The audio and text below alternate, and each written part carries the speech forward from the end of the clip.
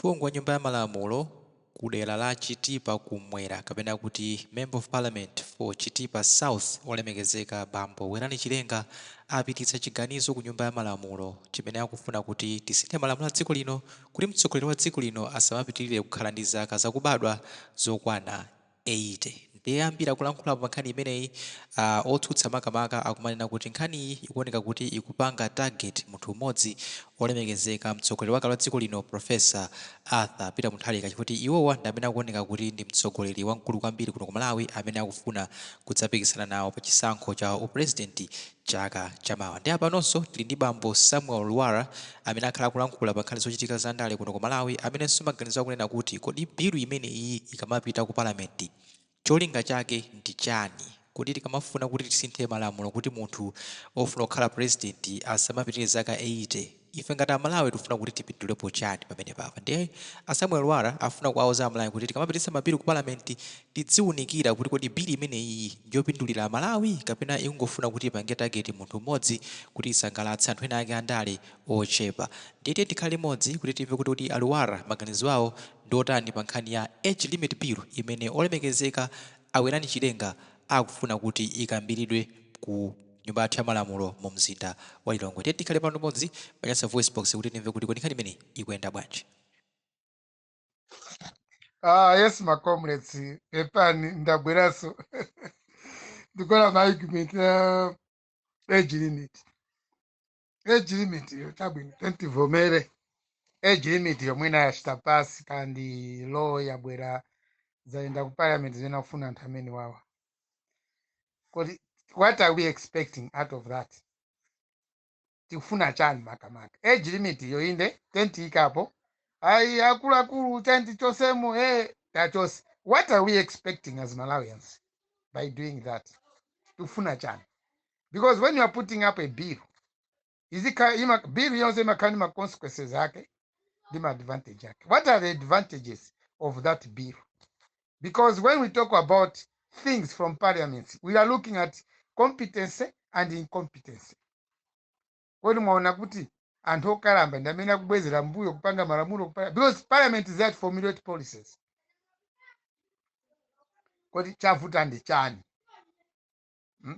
Because when you talk about age ya munthu mene maonani, it goes with incompetence. There are some other people, old people, anthu ena makalamba nzeru so chimapangisa age chakuti munthu akhale kuti ndi wankulu. Mwina ni ma dementia kumakhala matenda akukulu. Dementia kuona munthu amba kuyiwala chani kulephera kuyenda. So ine maona ngati chimene chofunika papa akanapereka mwina bill that involves incompetence of the people amene timayika mu mpando. That's all. That's why kunali bill jamati the co-provision icha kuti anthu akamalephera kupanga performance ibwerako. So ukalamba tu is not, you cannot determine kuti munthu uyu ndi okalamba. It's very difficult kungoti munthu ambe kupeza kuti munthu uyu ndi okalamba alibe nzeru ayi.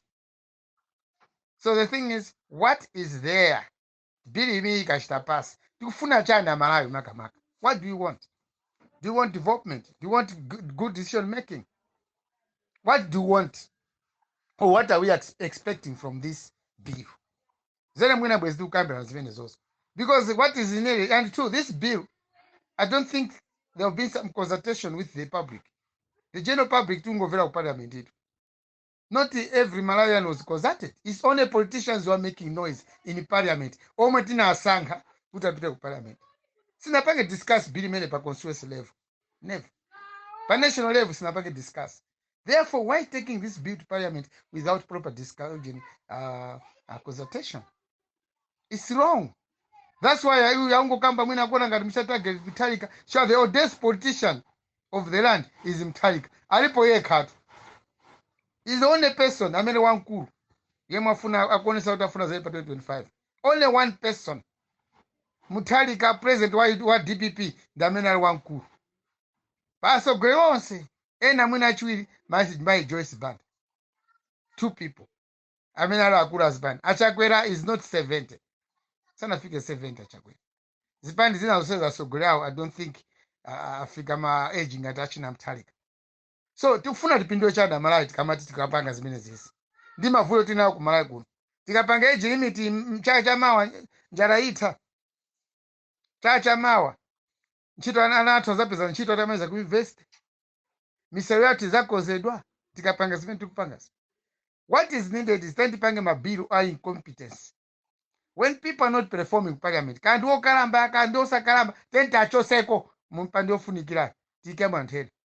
But not saying solely being subjective, targeting the elderly not to participate in various offices or pa president kapila pa MP. Iya. Na kuma constituency ungali mwina kuli ayamata achichepere koma sakuzachira chichonse sana phunzire. They know nothing about government. They know nothing about good governance or development. Are you going to force them to take me pandemic? What we're looking at is competence and how much they can do. Thank you.